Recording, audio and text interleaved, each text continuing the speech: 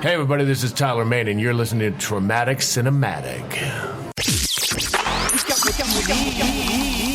Traumatic Cinematic, bitches. Check us out, traumaticcinematic.com.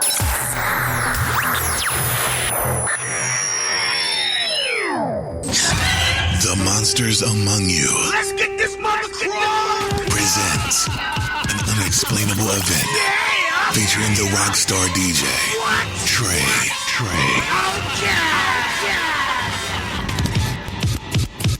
Started from the bottom, now we're here. Started from the bottom, now my whole team here. Don't run off scared. Be a witness. I have come here to chew bubblegum and kick ass. And I'm all out of bubblegum. Days of the Dead. Armageddon. Candyman.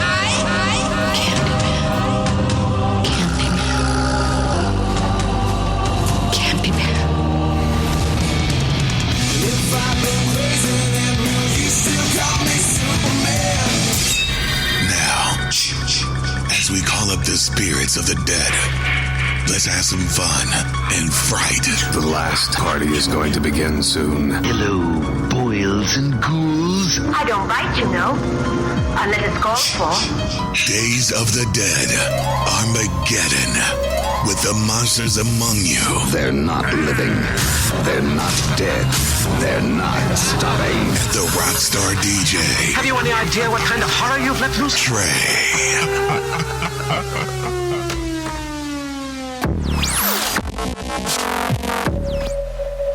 Greetings and salutations, Internet goers. I'm Mugumbo, and you're listening to the Traumatic Cinematic Show. This show's a little different. We were on location at Days of the Dead in Indianapolis, and we really did some amazing things. We had some amazing interviews with some celebrities. We had some wonderful interviews with other podcasters and made some new friends and alike. But right here is Saturday morning. Our voices are all a little bit hoarse, and we're just kind of taking in what we've experienced already. So this is the Traumatic Cinematic Trio, the Traumatic Trio right here. It's the only one we really did, I think.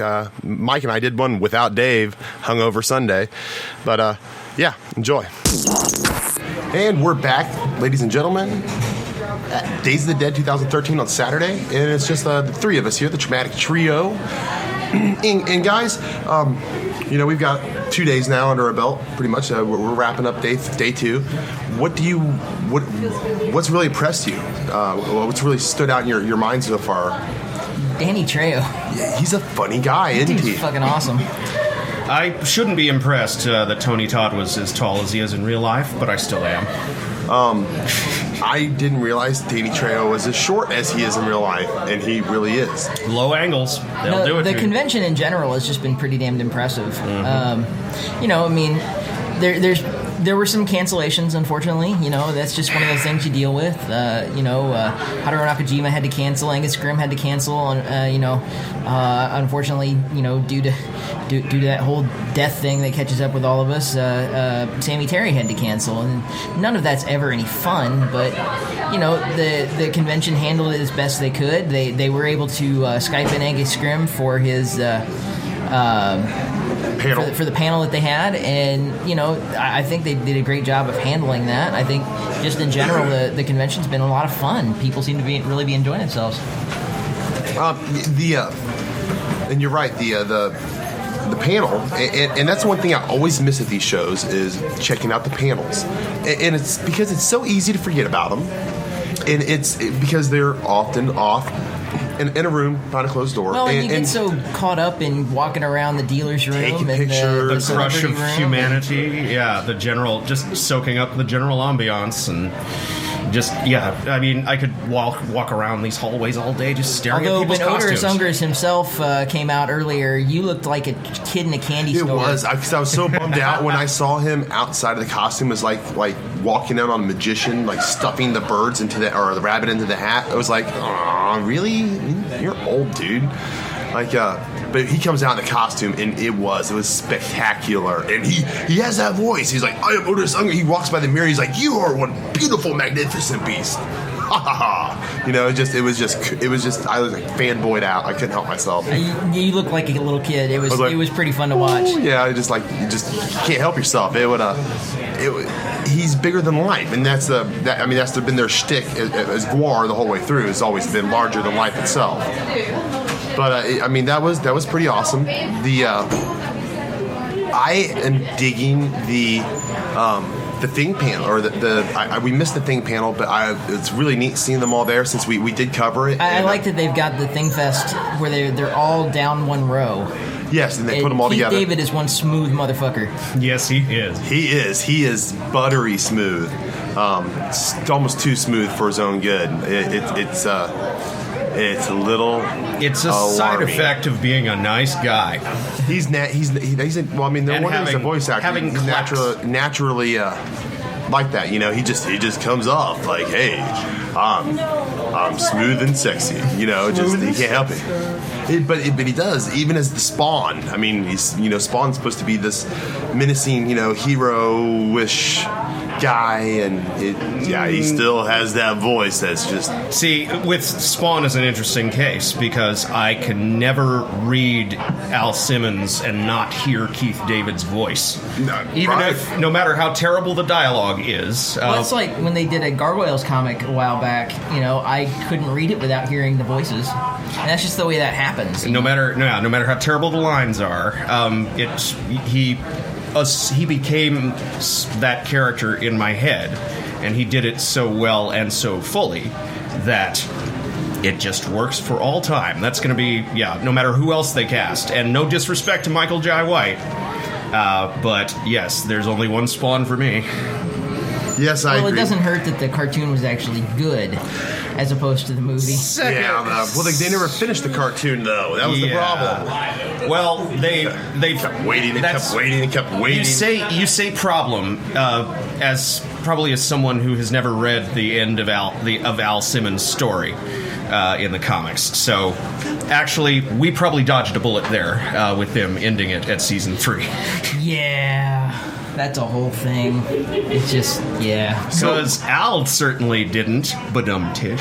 So as a verbal checklist here, guys, what have we not done yet that we swore to ourselves we were going to do beforehand and haven't done it? I've hit most of my checklist. I still have to go buy a couple things. There's a guy who's got it. He's doing what was the movie? You bought a copy. I haven't had a chance to buy the copy yet. I'm blanking on the name of it, and I just did it to you.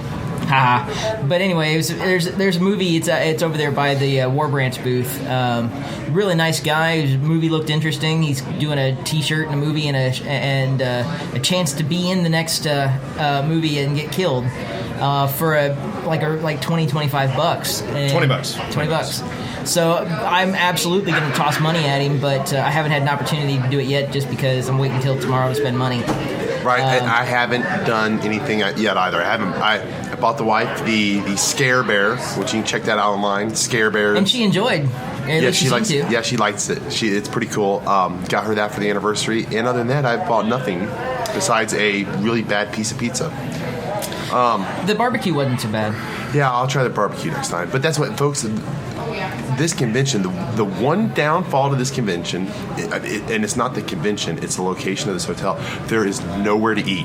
If only we had interviewed Adolfo sooner, because the food trucks apparently schedule out like 30 days in advance. Oh, no. Well, we'll work on that for next year. Yeah, that's something to go forward, because yes, you guys, I was surprised to come to your town and see what you've got out here. I mean, it's quite the industrial wasteland on your southwest corner. That's what this side of town is. That's why they're able to put an airport there. So, yeah. All they did was knock down, deserted buildings. And that's perfectly true. Yeah, you can just squeeze it out there where nobody cares and nobody can complain. But yeah, we've had. But the hotel is really nice. It is. I do have to admit, I was talking to one of the security people earlier who was sitting out here, and she had not nice things to say because people had apparently just been horrible to her for most of the day. I mean, granted, a lot of people don't like the rule where you can't bring in food or drinks, and if you buy it in and walk out, you can't walk back in with it. And I understand people being upset about it, but I also I understand why the hotel decided that was a thing. I don't necessarily agree, but that's just me personally, and I'm not the hotel. And there's no reason to make the poor bastards who are the hotel work any harder. Well, yeah. So, it's... but if people are just being nasty to her, like it's her fault that she's got to enforce... that she has to enforce a stupid rule. That's why they get paid, is to enforce that stupid rule, so... Right, and the rule's there for a reason. So, be nice to your security people, folks. That's what I'm saying.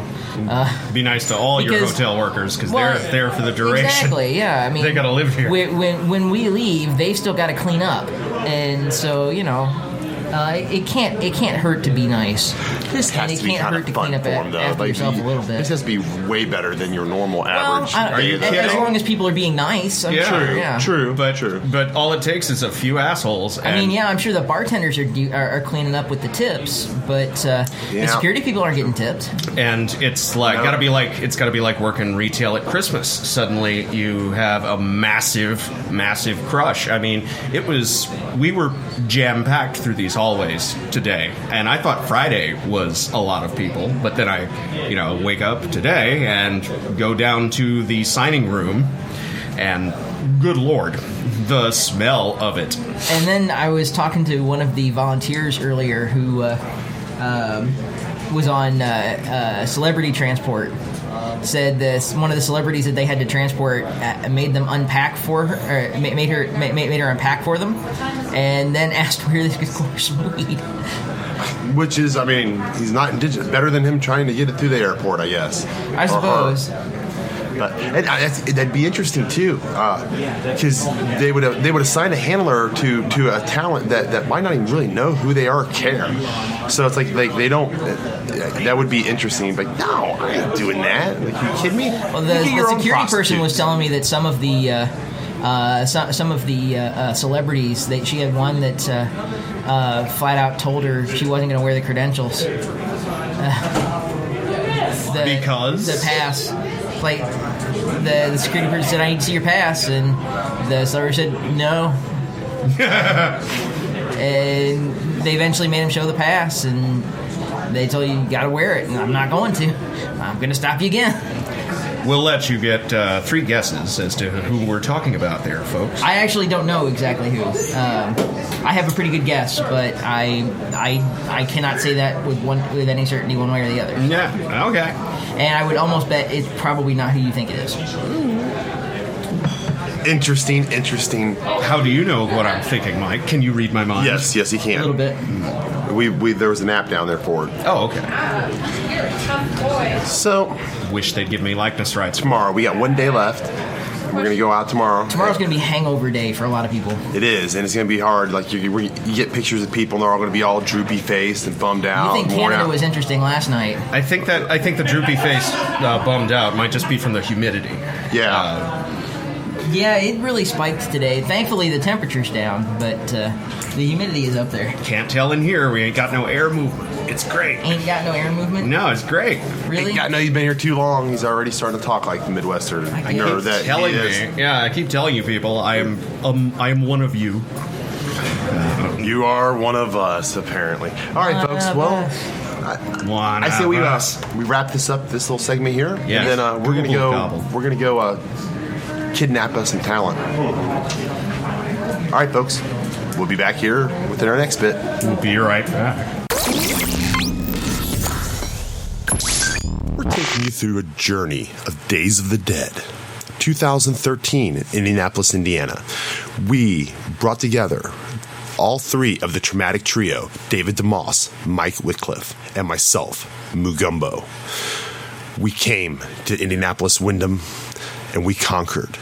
We sat up a table full of microphones, mixers, laptops, and equipment, and we drew in a crowd. We drew in guests. We drew in celebrities. And all along, I think we really grew as a group and as a show.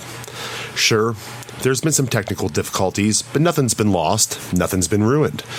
It's really been a highlight of my career as a, podcast or radio host. So next up here is an interview we got because of Leslie Easterbrook, the wonderful Leslie Easterbrook, who we talked to in the previous episode. Tyler Main, he's worked together with Leslie before, and apparently they are close friends, and she twisted his arm and took him to the door and pointed at our table and told him he had to come talk to us before he left. And he did, because, well, when Leslie tells you to do something, you just want to do it because she's just so darn nice. It would be my guess. But so Tyler comes over and he sits down and we have this conversation. And for those of you at home that aren't fully sure, he is one tall dude, former professional wrestler for WCW, and also he's played some monsters. So tune in, check it out, and enjoy this installment with Tyler Main. We are back, ladies and gentlemen. This is still the Traumatic Cinematic Show, and I'm with my two guests. And, sir, why don't you go ahead and introduce yourself to the fans at home? Yeah, my name is Tyler Main. And apparently I've heard you've been in a moving picture. I've been in one or two, yeah. Wrestled professionally for 11 and a half years. I was Michael Myers in Rob Zombie's Halloweens. I was King Ajax in Troy. Sabretooth in the first X-Men. I was in Joe Dirt. Started my own production company, Main Entertainment. And our first picture is Compound Fracture. We're out touring with it. Excellent. Who were you in Joe Dirt? I'm trying to I'm the guy that is at the oil rig, pisses on the fire and burns up. Oh, yeah, okay. I do not know how I died peeing on a fire, but it happened. Toxic pee, yeah. It's movie magic. Maybe I had too many Jack Daniels that night. Yeah. That'll do it. It's in your blood. That'll do it. Go ahead. Go ahead. So you're out touring with a new movie. Yeah, Compound Fracture. Tell everybody about the movie. It is a supernatural horror thriller that my wife and I wrote, we produced, and it is about a family that has to reunite after a 20-year absence and overcome obstacles. And my father is played by Muse Watson, the killer from I Know What You Did Last Summer and NCIS, and Derek Mears is the antagonist in it. The lovely Leslie Easterbrook is in it with us. Dan Roebuck is in it. Who else? Todd Farmer is in it. So the cast, cast is really cool. The score was done by Tyler Bates and one of his guys who did the score for 300, Watchmen, the Halloween soundtracks. And the post sound was done by Ear Candy, who did the Rambo Red State won awards for Juno. Oh, excellent. And all that. So yeah, it's a pretty cool movie. We're touring with it, and you can check it out on compoundfracturethemovie.com and check out the reviews on RottenTomato.com. It's getting really good reviews. We'll definitely be checking that out. Yeah, please do. It sounds like a project where all the contacts and people you've come across and you worked with, you tried to get everyone together to help you make this project come or happen. Yeah, exactly. You want to get the people that you like working with, and I've been in business since '86, so I've met a lot of really cool people, and just called them up and said, "Hey, let's have fun." It does help to make a good product when you're working with people that you like. I'm sure. Exactly. You got to enjoy it. If you're not enjoying it, who the fuck wants to be doing it, right? Totally. Which is a great reason to get all your friends together. Exactly. And make a movie. You mentioned that you wrestled professionally for many years. For the WCW UWF, I wrestled as Big Sky and Nitron. I was tagged with Kevin Nash in the WCW. Yeah. Wolfpack. Yeah. Got dropped on my head a lot. That's why I transferred it into the film. It's a lot easier on the body, and they like to feed you craft services. Less head trauma. Yeah, exactly. You'll be able to remember your childhood. What? Yeah, exactly. Did I have one of those? Yeah. So how have you enjoyed the convention this weekend? It's fantastic. Just getting out to meet the fans, because without the fans, I wouldn't have a job, And the horror fans are just fantastic, And it's just a great way to give back to them and have some fun with them and spread the word about Compound Fracture. Since we are doing it grassroots, indie style, and it's what it's all about, And this is kind of your target audience. Exactly, yeah. Well, yeah, absolutely. And like you said, to meet the fans, and the fans, without the fans, you wouldn't have a job. And thank you, because as fans, you bring an element to this where you're right here with us. I've been to Comic-Cons and stuff where all the talent is put up. I mean, they're behind the wall. They're in the Forbidden City. You don't brush shoulders with the people you're there to see the same. Like, it's all, they're all just. I'm just a dumbass Canadian boy that got very lucky and is, been very blessed to have a great career. So, Canada's kind of legendary here at Days of the Dead in Indianapolis. Guys in this room right here, they're Canadian, and this is the second year in a row they fill the bathtub up with ice, and it's shit, full of booze. Yeah. Well, I'm actually training for some roles, so I had to quit drinking. I've stopped drinking. I'm doing a paleo diet and doing all of this, but normally I would be right there with them. Any bulking up roles? Any roles that you might want to tell us about ahead of time? Oh, I can't say anything. I had to try. I know it was a good try. You're gonna get excited about though? Well, God, I hope so. So, how many times this weekend have people asked you when the new X-Men movie is coming out? Because they've got it. They've just got it. Yeah, I mean, I don't know. I am so far removed from the X-Men right now, but I was just very lucky to play the Sabretooth in the first one, and I had a great time. And to be able to bring an iconic character like that to life, it's fantastic. Well, they should bring you back. Hey, they do what they do. I do what I do. I started my own production company. I'm all happy. It's all good. You got your own stuff going on. I got my own irons in the fire. And would you recommend? How was collaborating on a script with the person you have to live with 24 hours a day? Oh, would you recommend that to other people? I've heard both things about it. It's been a great marital aid to some and a reason for divorce for others. Some days you really enjoy it, and some days you don't. You know what I'm saying? I do, yeah. I really think you should change this thing right here. Well, I really think you should take out the trash. But actually, I mean, Renee, my wife, is fantastic. She was the editor-in-chief of Top Cow Comic Books for like 10 years, and she was a senior editor at Radical. And then I said, look, you got to come on board with us, and we got to start our own company. And we're doing it grassroots and spreading the word and putting it out there, and the film is getting a great response, so we're happy. I have a kind of an off-the-wall question, but I'm curious of the answer. Oh, dear. Sitting, at the table at these conventions, how often, and what's your best story of somebody coming up and completely confusing you with somebody you're not? Does that ever happen? Like I wasn't in that movie, man. I'm 6'8", so it doesn't happen to me too often. But I can't. A lot of people come up to me and go, "Oh, I didn't realize you were a Sabretooth." You had a bit more beard back then. Yeah, and you're the guy that's in Troy too? Yeah, cool. Yeah. I have to admit, I knew you were a tall guy, but I did not realize you were that tall until I saw you towering over people in the room earlier this weekend. Like, that's wow. Okay. Well, yes. It's easier to find you in a crowd. There's a reason they called you Big Sky. Gotcha. Exactly. Well, thank you for coming on. We want to take up all your time. I know you. Thank you for having me. People see. And food to eat. Cool. And most importantly, the food to eat. Yes, that's. But if you get a chance to check it out, CompoundFractureTheMovie.com. We're going to be touring it with the film still. VIPs get a chance to win some really cool prizes. Excellent. We're picking one winner from every show that is getting entered into a grand prize drawing. And the grand prize drawing is for props in the movie, screen-worn clothing in the movie. But someone will win a walk-on role to our next film, Penance Lane, where I will kill them in the movie. Oh, excellent! Awesome. That's all. And someone will, and someone will win my Halloween screen-worn jumpsuit. Oh, wow! Ooh, wow! So make sure you guys get down to checking out that site and get a ticket to the next show.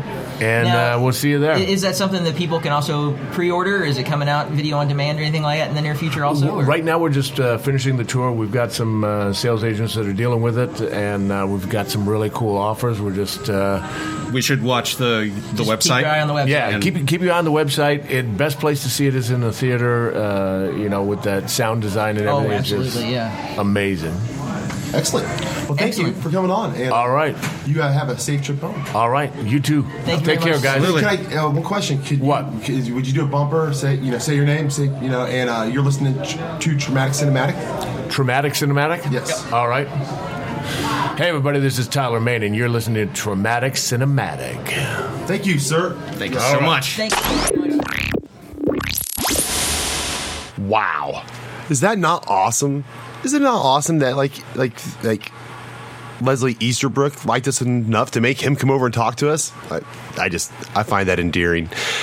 Tyler was a cool dude. I see why they would pick him to play Michael Myers or to play a monster.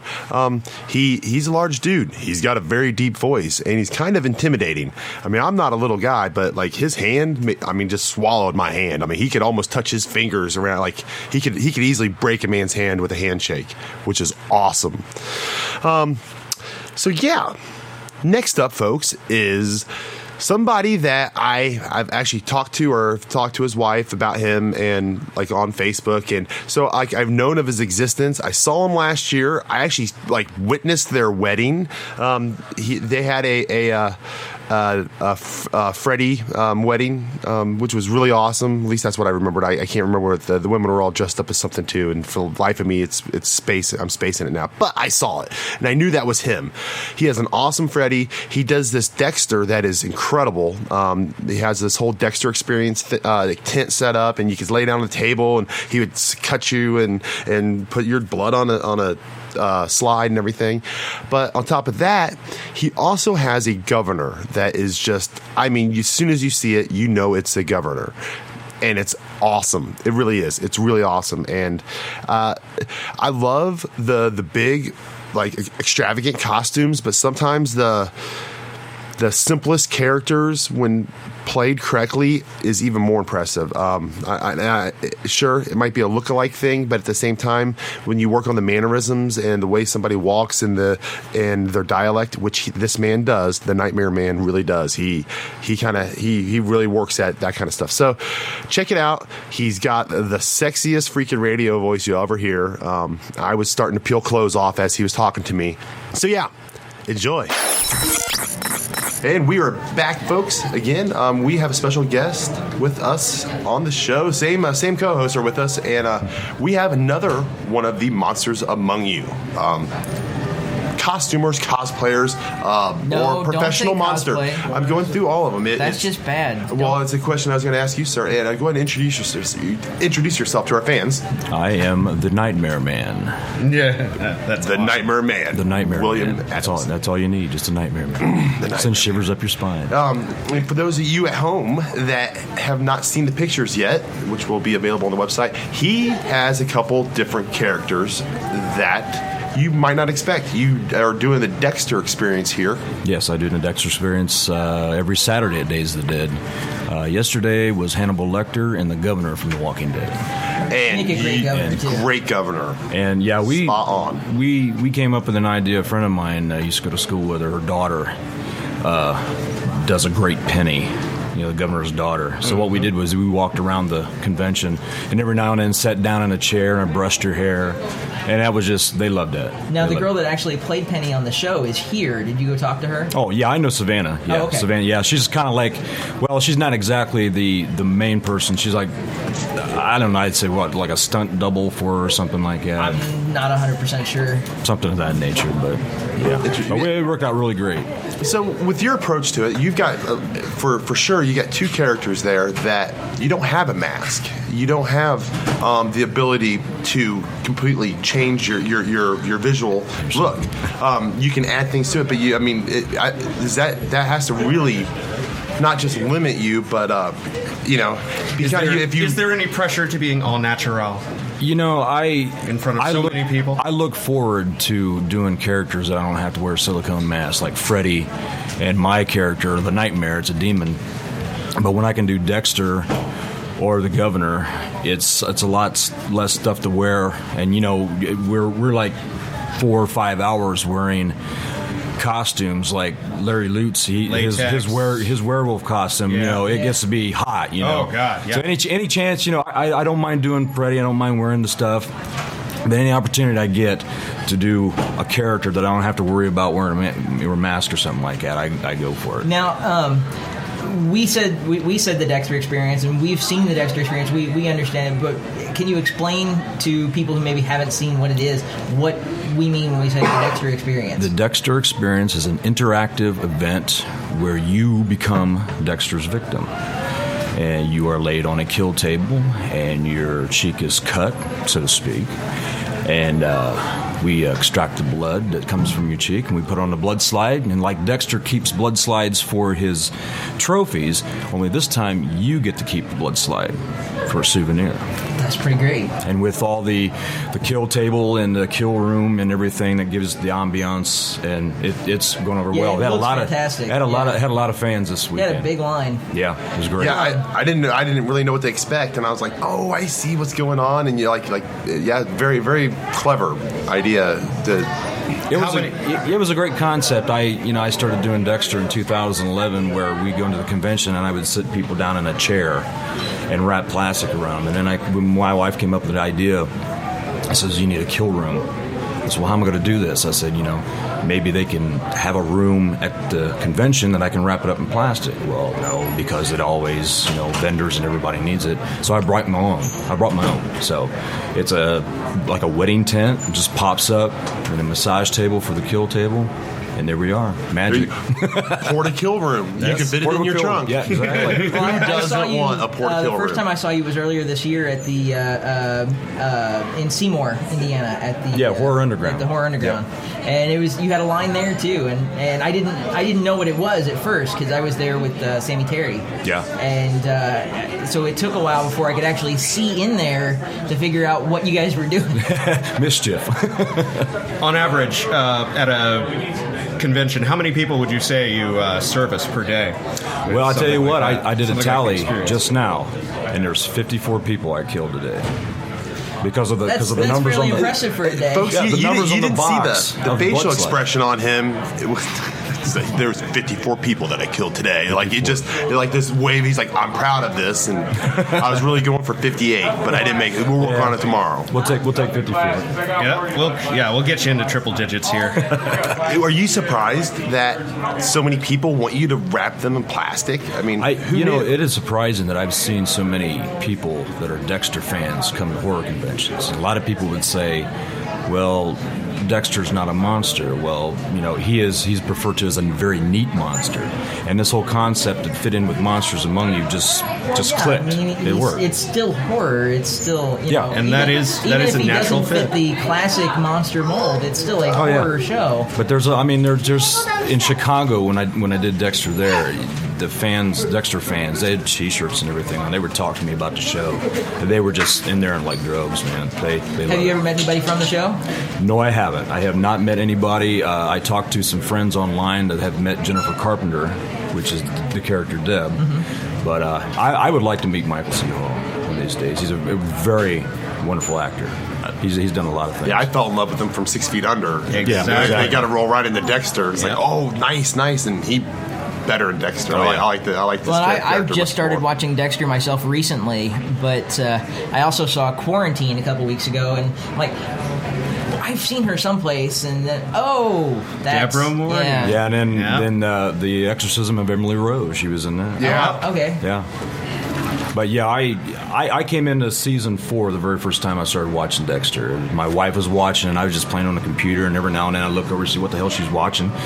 And then next thing you know, I'm sitting there watching it with her. It's an insidious addiction. It is. It'll grab you. It is. It won't let you go. Good writing, good storytelling, and just a great concept. You start watching. Yes. And the most dangerous thing is that with any good series is if once you start watching, if you have all of them, you're gonna chew it through it in a weekend, in a season, which is awesome, but then depressing.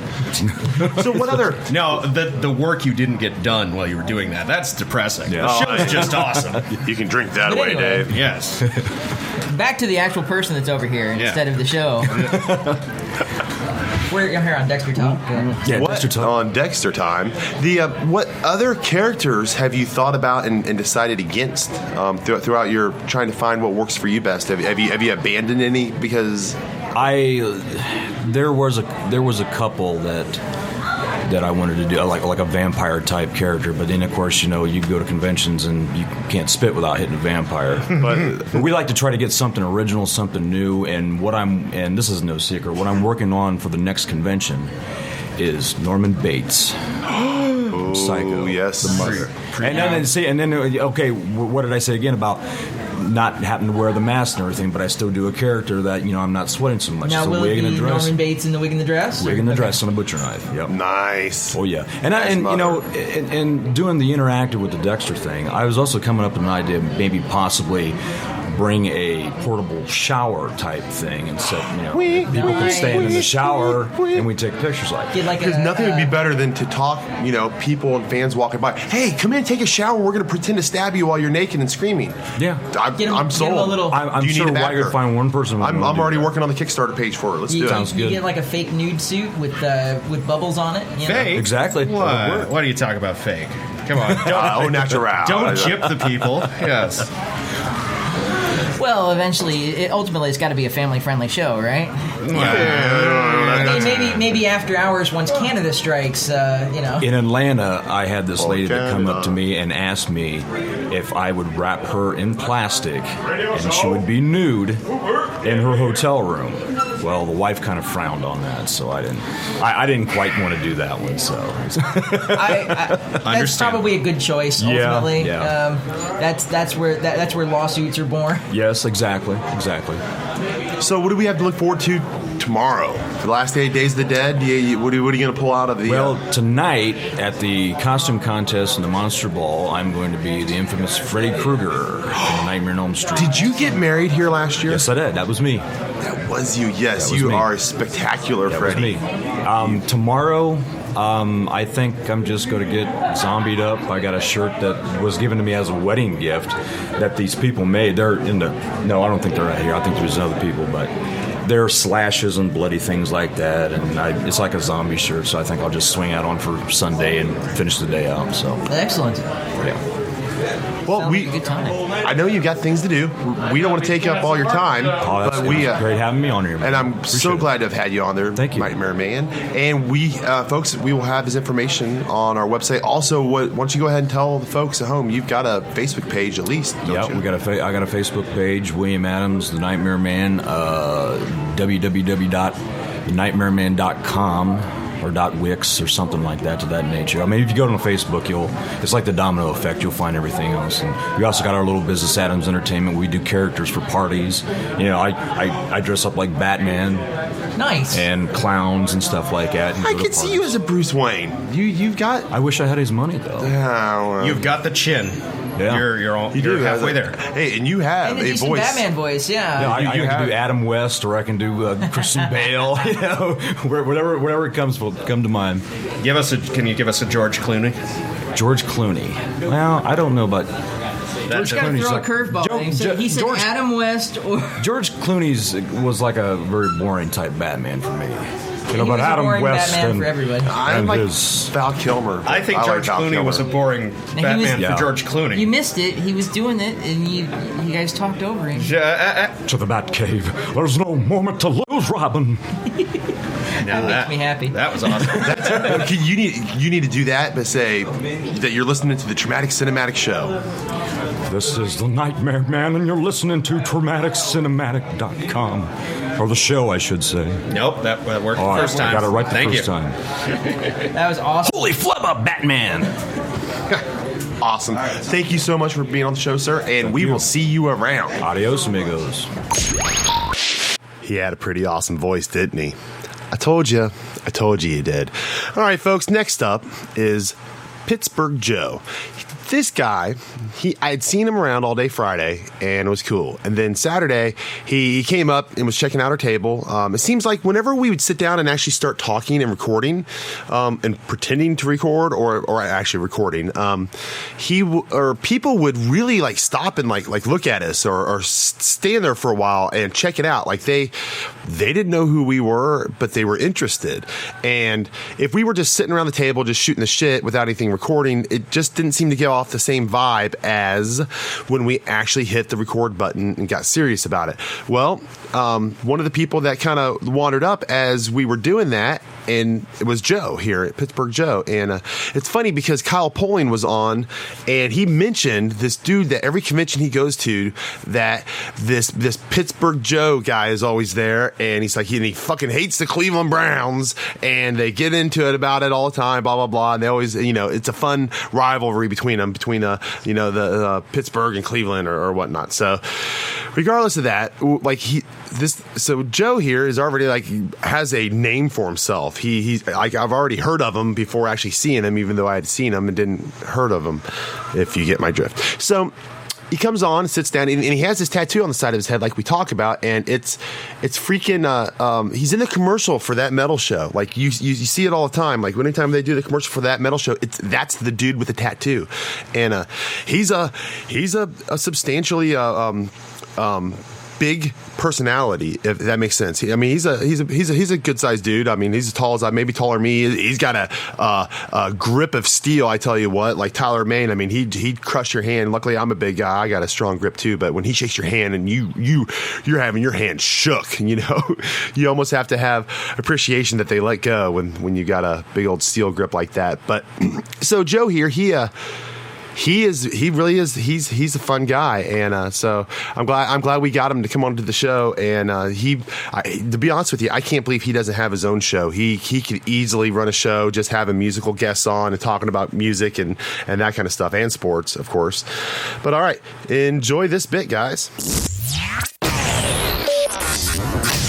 Well, we are back, ladies and gentlemen. We are still the Traumatic Cinematic Show. Right now, we are joined with Joe from Pittsburgh. How you guys doing out there tonight? Good.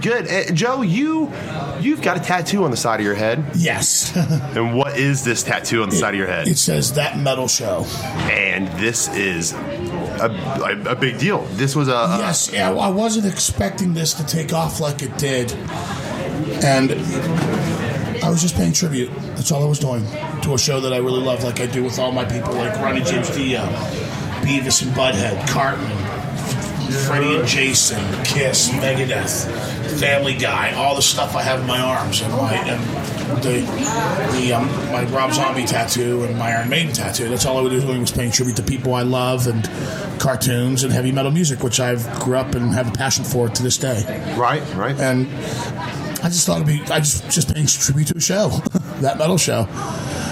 And it caught fire, right? Yes. I sent emails out when it was finished of my new tattoo. Tim Ripper Owens personally emailed me and said, "Dude, that is crazy. You are nuts." And then Don Jameson personally emailed me and said, "Wow, you've moved from fan to #1 fan, and you're the only person that I know right now that has our logo as a tattoo." And if there is another, you are the first. Yes, if there was another, I am the first that they've seen. You didn't have to fight the other guy, and no, you just get to call them #2. Yeah, you're like, oh, did you do the same font that I did? No, I just wasn't expecting it. And 3 days later, I got another email saying, "Do you want to come to a taping in Los Angeles for That Metal Show?" Of course, I'm going to say yes. I mean, I told him I'll pay my own hotel, I'll pay my own flight, and I'll come to Culver City and wait in line with all the rest of the guys to go in the studio. Yes, I will. But then I think it was Ripper Owens that contacted me and said, "Are you in Culver City right now in LA?" And I was like, "Yes, I am." And they said, "Okay, I'm going to text Dawn and let him know you're outside." Okay, cool. And I guess 2 producers came out instead of Dawn and said, "That's the guy from Pittsburgh. That's Joe. Oh, we got to get him for the commercial. We got to get him." And I filmed this commercial that was black and white, and with Slash, which was just fucking awesome, right? I mean, were you like a little kid in a candy store, just like,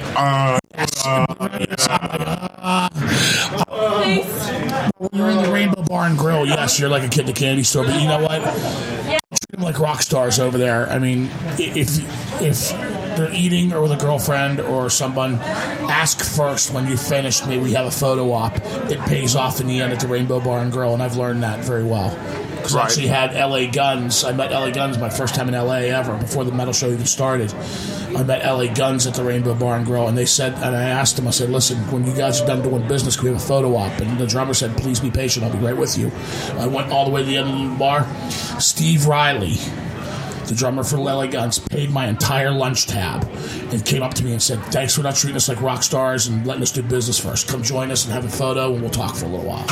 And see, I'd say that's good advice for any bar. For any not just bar. the Rainbow. Not just the Rainbow. And not just for that situation, right? Yeah, if you see football players, leave them alone if they're with their family. Mm-hmm. And for it pay off in the end. I know. Probably will. Being nice to people generally does. Exactly. I've had that problem too. We'll be sitting at Olive Garden, and I'll start talking to the wife like, oh, you're the guy from the podcast. No, okay, that's never happened. That's never happened.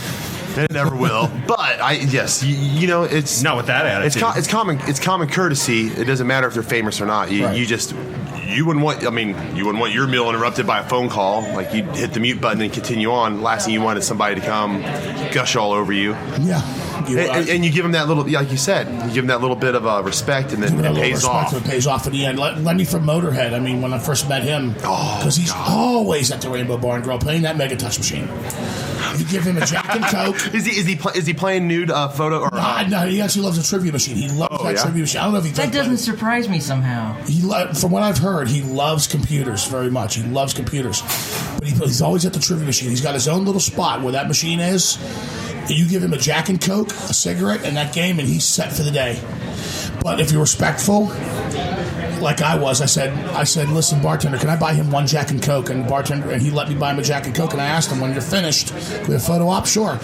And after he's done, he'll tap his bodyguard or whoever he's with and point at you and go, okay, Joe, you're next. And so you go up, take a real quick picture, talk to him for maybe 5 minutes, and let him go back to playing Mega Touch. He's like, you're cutting into my trivia time. Well, I don't know how much he pops in there, but he loves that trivia machine. That's an interesting fun fact. So, do you spend a lot of time out there now? I mean, no. I own a limousine service in Orlando, Florida.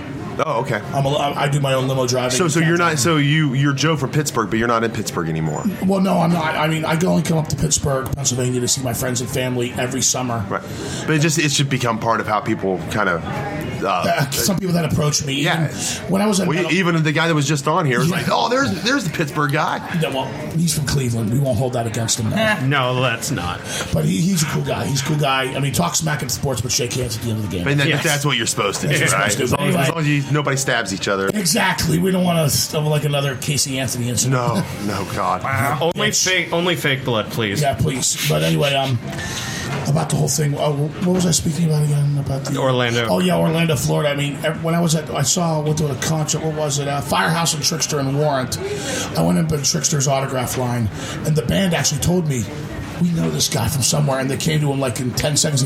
That's the guy from the Metal Show commercial. And every concert, every con that I go to, even the M3 Fest, they go, that's that guy that's in the Metal Show commercial. Let's go meet him. Let's get a picture with him. I wasn't expecting this to take off like it did, and you know what? I'm very proud to be a part of that commercial to this day for VH1 Classics, and I thank them. Yeah, and it's crazy because you've become part of pulp culture. I guess I have. No, you have. I mean, you've literally. It doesn't happen because you want it to. No, this happened totally by accident. And I don't know. It's like you just keep running with it, man. And you have a personality that's made. Like they need to get a camera. Like you do. You have that good personality. I can see you running a show. Well, I try to do my best. But I have a memory with. From another convention over at Chiller, at New Jersey Convention Chiller. I don't know if you've ever been to that once. I think that's one of the big ones in heard of East Coast. Yeah, never seen.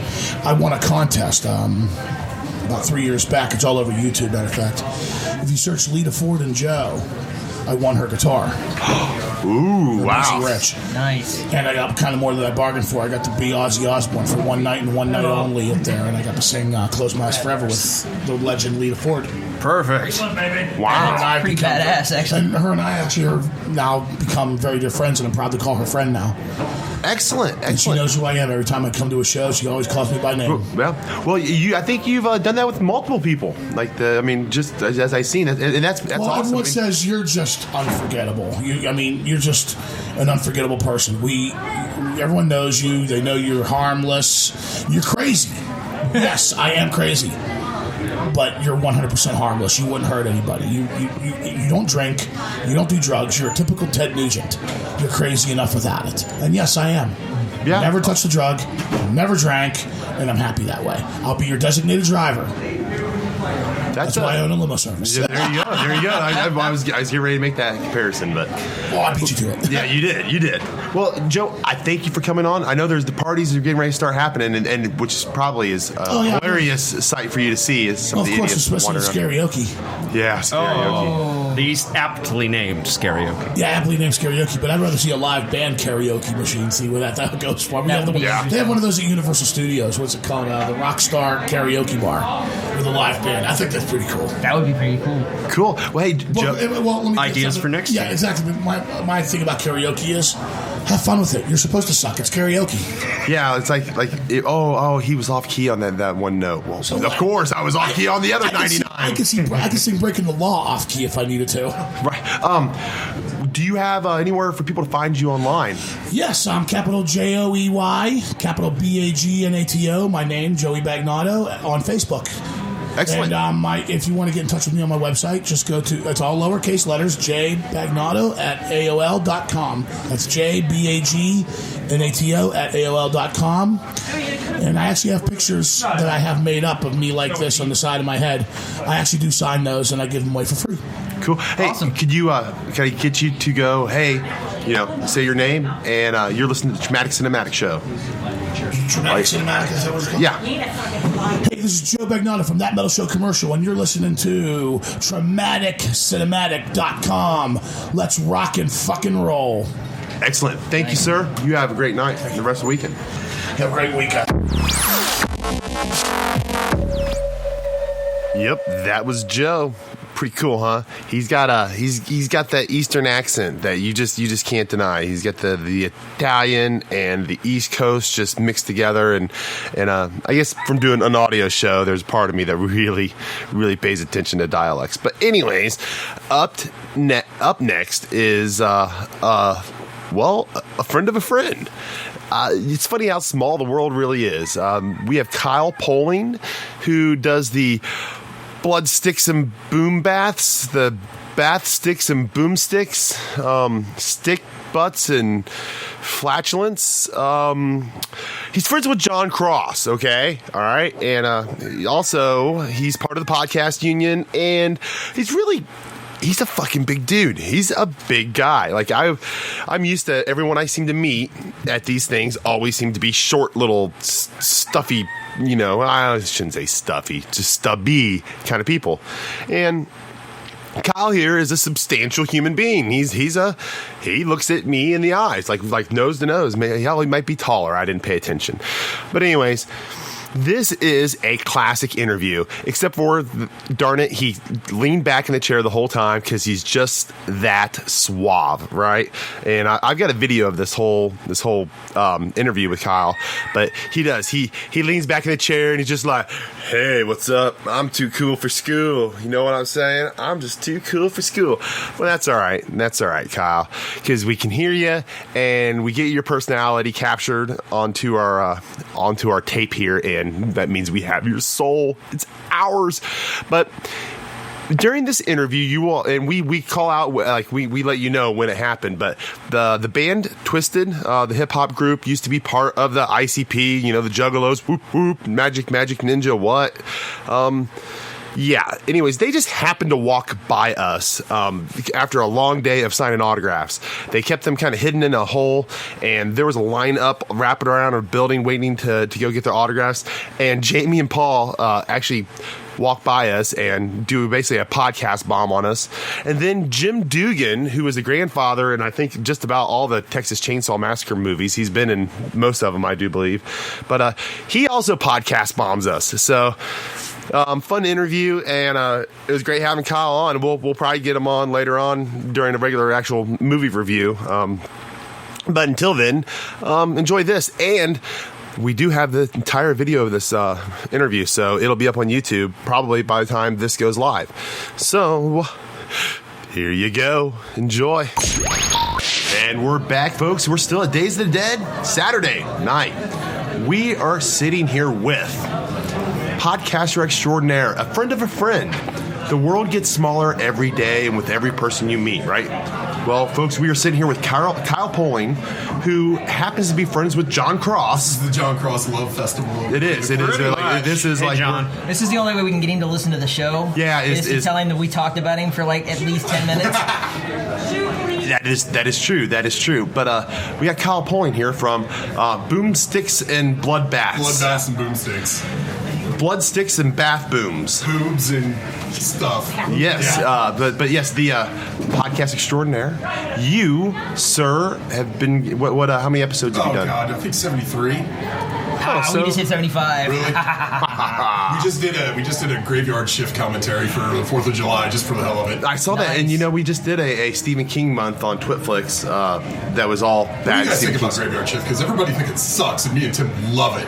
I haven't seen it for so long. I'm not even remember the It's one of premise those of it. movies that I can see people either love it or hate it. Can I give you guys the Bloodbaths and Boomsticks quiz real quick? Please. Oh, do it. Spookies.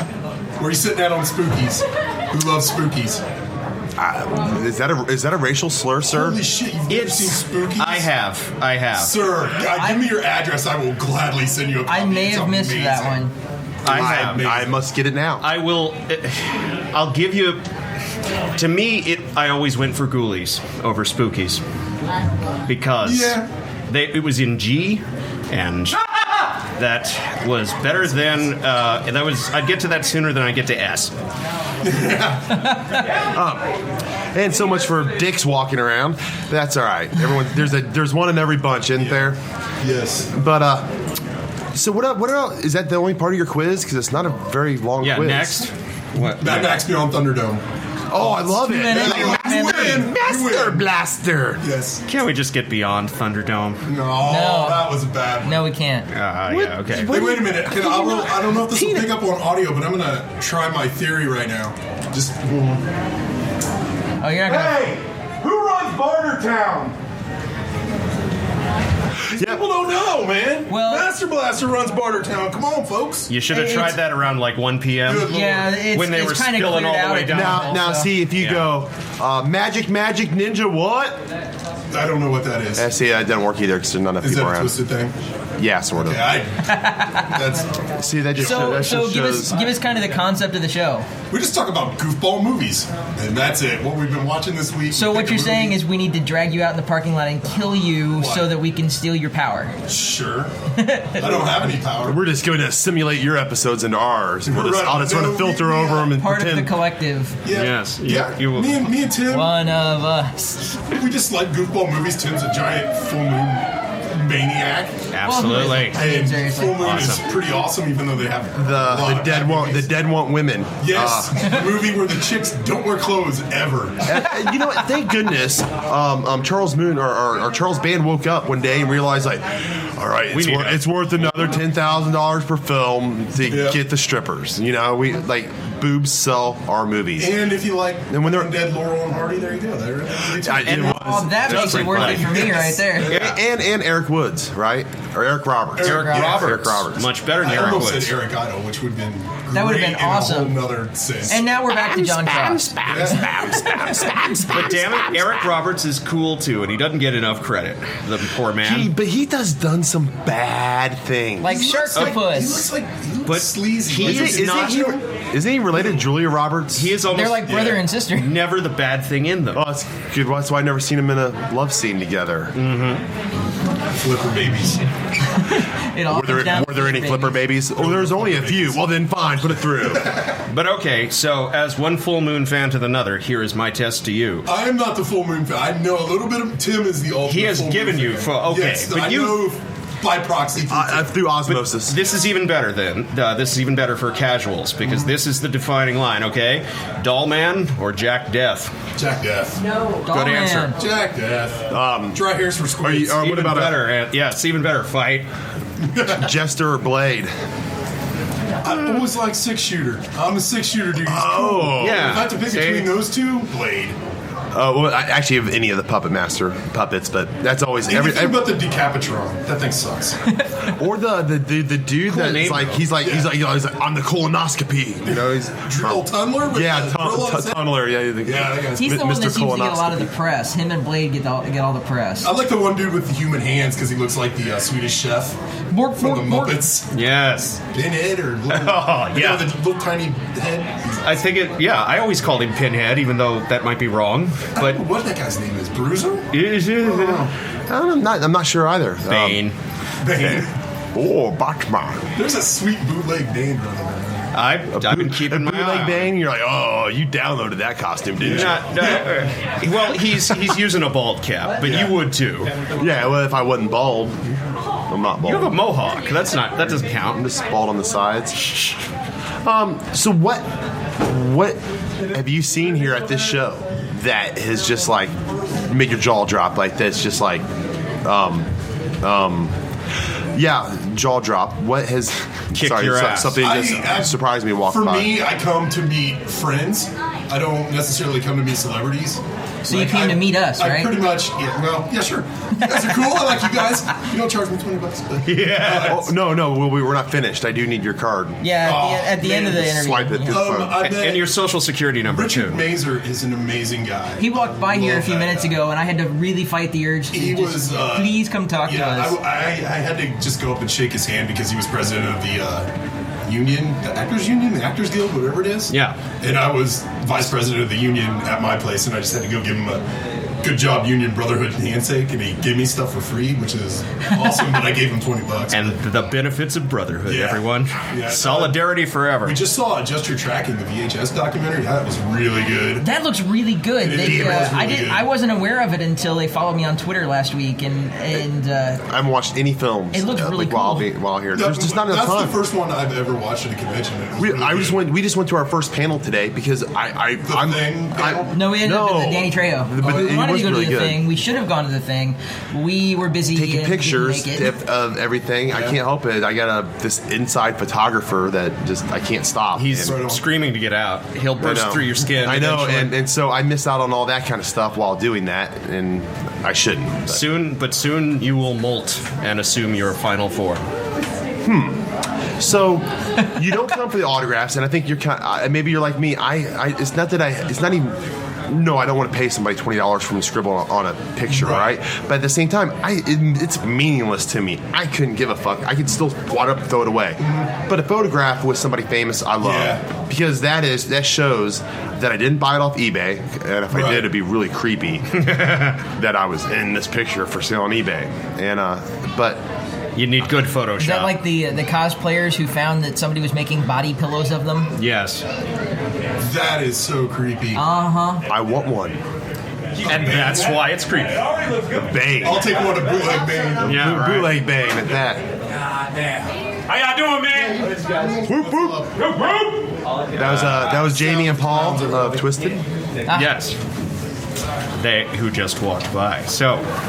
And sadly, podcast bombed us. only one of us at this table knew who they were. But I have enough inside of me. I could just like slit my wrist and spray the blood on you, and you'd be initiated. Alrighty. Is that all it takes? It is pretty much. Well, shit. Then you got to go buy a shot. Let me get my nose plugged. No, it's ANC. Anything else, man? You got a website? Do you have a Facebook? Blood Baths and Boomsticks. You almost fucked that up. .com. Yeah, I know our name is obscure. And we do a podcast every single week. I don't think we've missed a week in 72 weeks. Nice. I don't know. Tim's a goofball. Listen to him if you love horror movies from Full Moon, especially. If you love spookies, Mad Max Beyond Thunderdome, Lance Hendrickson Bigfoot movies. Yes. Is he in any porn or Yeti porn? We haven't explored that yet. We are going to do a Yeti porn month. That's a subgenre right He is obsessed with the idea of Yeti porn. That's a John Cross subgenre. Yeah, That's on our Yeti show. porn. Who wouldn't want to do? Who wouldn't want to explore Yeti porn? Really? It's my fault. It's like a whole you'd have to have like that scene where it's like, with the hairball. yeah, and it'd be some really hot chick that just walked out of a cave or something. Awesome at the same time. That is fantastic. It's all my fault. I should never have told you about that movie. That's copyrighted 2013 Traumatic Cinematic. The Freak. All rights reserved. You know. Yeah, just bloodbaths and boomsticks. .blogspot.com. Listen to our shows. Go rate them on iTunes. No, we're not on iTunes. I'm not smart enough to make iTunes work. All right, well, Louis made iTunes work. You'll be on iTunes. You get it with me, and I'll have you on iTunes Monday. We were once, and then it stopped, and I don't know what Apple. We had that same problem. Whatever. The Sounds RSS very feed familiar. died. Yeah. I will take care of you, sir. Awesome. That's fantastic. Well, thank you for coming on the show. Yep. It was great having you. Oh, I didn't hit the record button.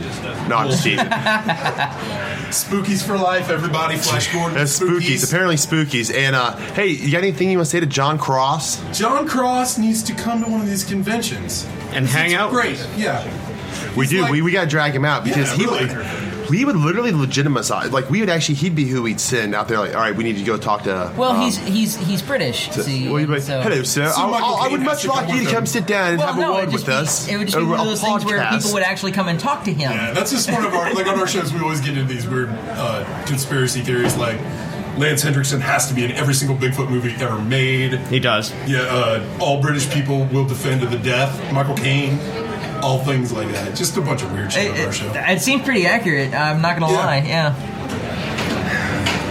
All Bigfoot movies? All Bigfoot movies. Well, he's in like a background. He's not in Dear God Knows. I've been working on a theory that you can literally, no matter what movie you watch, either Ron Perlman, Danny Trejo, or John Dugan, or Wood Spectacularly improved, or Keith David. I mean, they've been in so many movies. Like you're gonna one of those people, or one of those people are gonna. Well, we're hoping we get him to sit down because he's actually in the running for doing more movies than Danny Trejo. That's another. That's another one of our theories. Keith David, Robert Davi can talk women. Make their clothes explode off. Oh, absolutely! That man. Like my wife is here today. I wouldn't even let him say hi to her. I'm like, no, cover your ears. And be, hi, I'm gonna just do whatever I want, and just she's already unsnapping things and taking her belt off. I was like, no, he was talking to somebody else, sweetie. This has that voice. It's here you go. I was getting ready to do something I would regret. All right, well, thank you. We got podcast bombed by Twisted and John Dugan. Yeah, but Twisted, which is pretty freaking definitely. awesome. Who wants an autograph? Danny Trejo's. I am a celebrity, by the way. I am a celebrity. I have one of those in my pocket. No, he doesn't. He's a liar. I have a diplomatic immunity card. It's like, diplomatic immunity. All right, folks, thank you so much for coming on the show, Kyle. Hey, what you want to say? Do a bumper for us? Sure. Hey, this is Kyle Poling, and you're listening to Traumatic Cinematic. Oh, never mind. I just did it for you. Okay. Hey, Danny.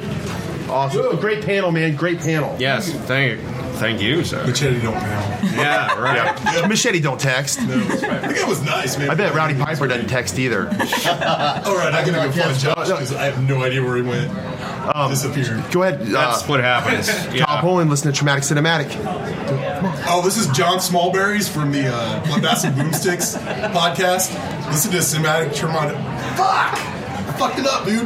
That's Listen okay. to That's about the way we do it too. I can't say it, dude. Okay. This is Boomstick. Bombastic. Thank you so much, Kyle. Bloodbaths and Boomsticks. Go check them out. They're definitely worth having a listen to. And if you liked hearing that sexy British All right, folks, voice that's from it Mr. for John now. Cross on our show, well, you sure as heck will like it on their show. And you never know, maybe you'll actually listen to his show. So that's the last interview in this show for this episode. And we're going to leave you with the final little event, or the last, let's say, cherry on top of this cupcake of Days of the Dead Saturday. The costume contest was later that night in the main the party room, the bar, and after the costume contest was the Monsters Ball, and it was awesome. DJ Trey spun a pretty wicked set that he put together, laced with horror movie references and quotes, and along with certain songs that we know from certain horror movies that were also represented at the show. So that's what we're going to go out with. And thank you for DJ Trey for giving me the okay on this, and also for providing me the intro at the beginning of the show. Thank you, guys. And remember, there's Act 3 should be hitting, possibly already out. Could just be a couple days. You never know. As soon as I can get it together, I'm basically working on this stuff as fast as I can. So All right, folks. Here, we'll let DJ Trey take us out. I'm on the internet.